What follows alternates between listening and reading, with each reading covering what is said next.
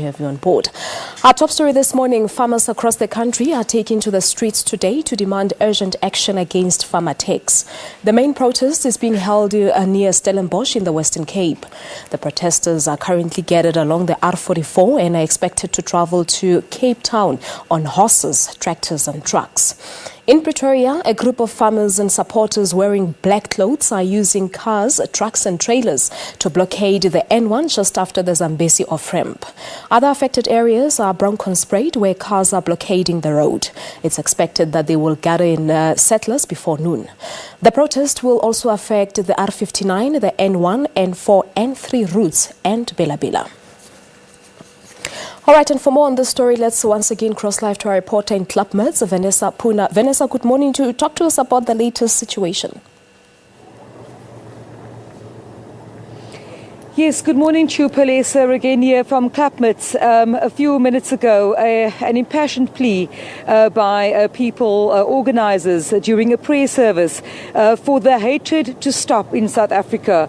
An emotional prayer service where we've seen people asking those who have been directly affected by this murder and also the notion of farm murders per se to try and forgive, asking that South Africa should come back to the point where everybody can hold hands, Palesa, and move the country forward, really saying that at this point in time people are broken, people's lives have been affected by not just this one death, Palesa, but by the deaths of so many farmers across the province and the country, but a message of peace, a message being brought here that we should forgive, we should take hands and build our country forward. Now, Palesa, if I can just tell you that the R44 here is an absolute hive of activity.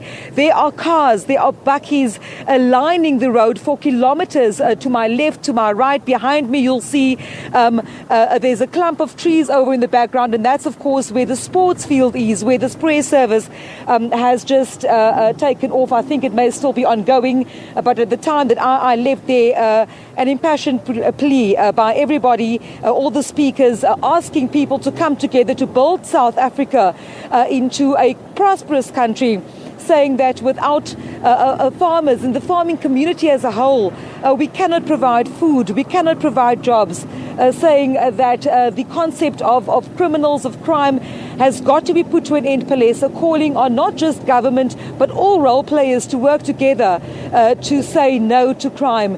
Now, in a few minutes' time or so, Palesa, I do expect this entire convoy of vehicles to my left and right to start making its way. Palesa, you'll see people on motorbikes. There's a large contingent of motorbikes, also horses and carriages, police as well as traffic officials making or doing their best to direct traffic, because as I've said earlier, and as you can see behind me, large trucks as well as bakkies, cars, people lining the roads wearing their black t-shirts, saying enough is enough.